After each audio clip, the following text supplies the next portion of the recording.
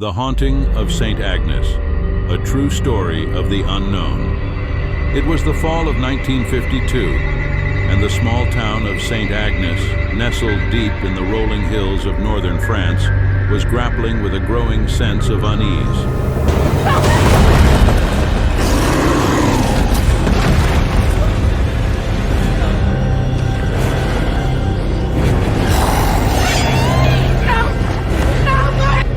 The locals, who had always relied on the faith of their community, were beginning to whisper about strange occurrences at the town's oldest church, the Church of Saint Agnes.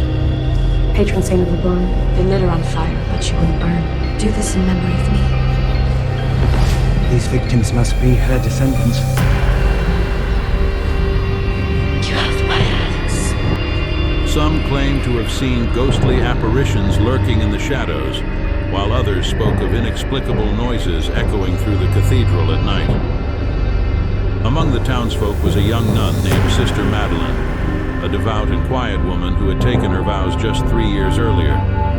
She had always been deeply connected to her faith, yet she couldn't shake the feeling that something was wrong. The atmosphere in the convent had begun to change, a dark energy that seemed to grow stronger with each passing day. One night, as the clock struck midnight, a strange sound woke Sister Madeleine from her sleep. It wasn't the usual creaking of the old building, nor the wind howling through the cracks in the stone walls. No, this was something far more sinister, a slow, deliberate scratching as though something or someone was trying to break through the walls. With a sense of foreboding, Sister Madeleine made her way through the darkened hallways of the convent.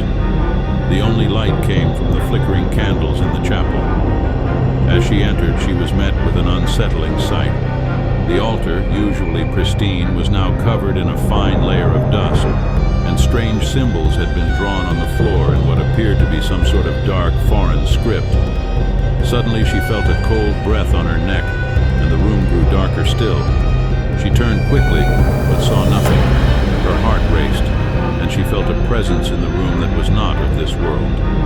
It was the same feeling she had experienced in the past few days, an oppressive force that seemed to watch her every move. But this time, it was closer. Without warning, the heavy wooden doors of the chapel slammed shut with a force that shook the walls. Sister Madeleine tried to push them open, but the doors wouldn't budge. She was trapped. Her breath came in short gasps as she looked around for any sign of escape. It was then that she saw it, the figure in the corner of the chapel, a tall, shadowy form with piercing, glowing eyes. It seemed to float in the air, its dark cloak flowing like smoke. The figure was wearing a habit, but there was something wrong about it. The face, if it could even be called a face, was distorted, as though it were a mask of terror frozen in time. Sister Madeleine fell to her knees, her hands trembling as she recited the Lord's Prayer.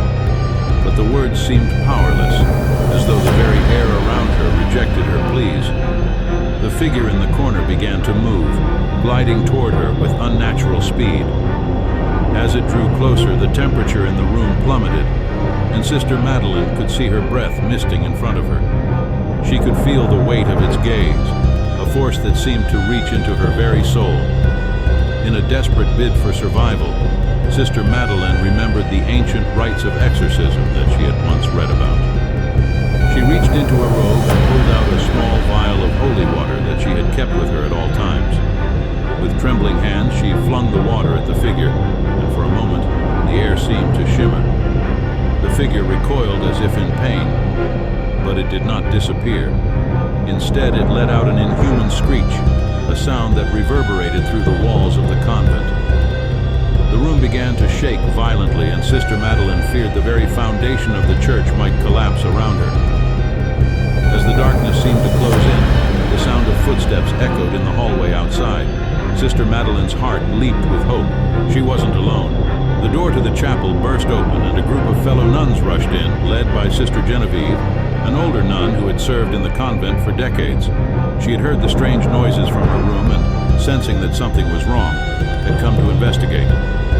With a calm but firm voice, Sister Genevieve began to chant in Latin, invoking the power of the church to banish the evil spirit that had taken hold of the chapel. Slowly, the shadowy figure began to writhe, its form flickering as though it were made of smoke. Sister Madeleine watched in awe as the dark presence began to fade, the oppressive air lifting from the room.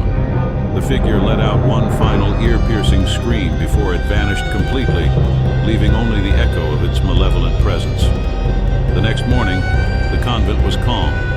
The doors to the chapel, which had once been locked tight, were now open, and the strange symbols had vanished. Sister Madeleine and the other nuns tried to make sense of the night's events, but none of them could explain what had happened. It was as though the entire ordeal had been a nightmare, but one that left a lasting mark on their souls. Years later, when Sister Madeleine spoke of the haunting, she would describe it as an encounter with pure evil, an entity that sought to claim the souls of the living.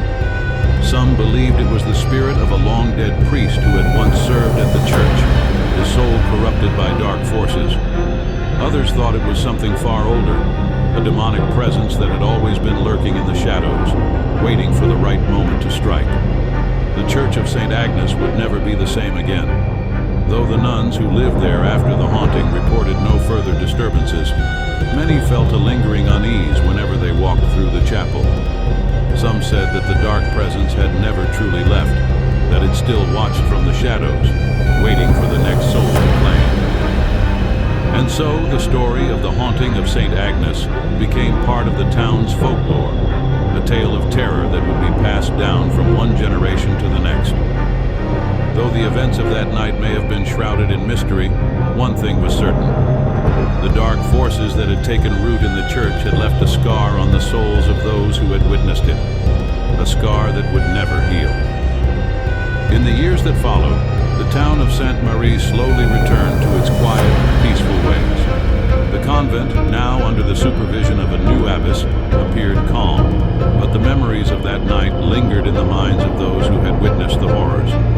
Sister Isabel and Sister Marie, though forever changed by their experience, remained close, sharing a bond forged in the trials they had faced together. Despite the outward calm, the people of Sainte Marie spoke in whispers whenever the subject of the convent came up.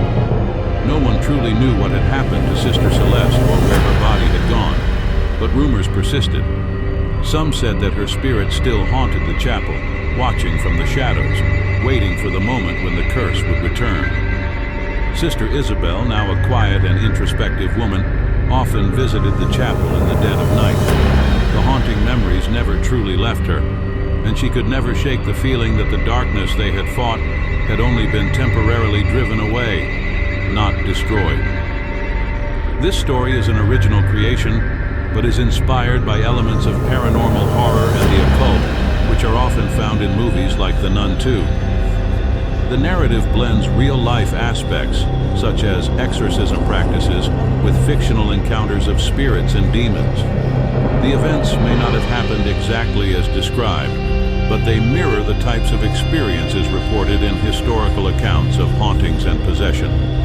I hope you enjoyed this story. Don't forget to comment and subscribe to my channel if you haven't already. I'll see you again with another creepy story. Until then, goodbye.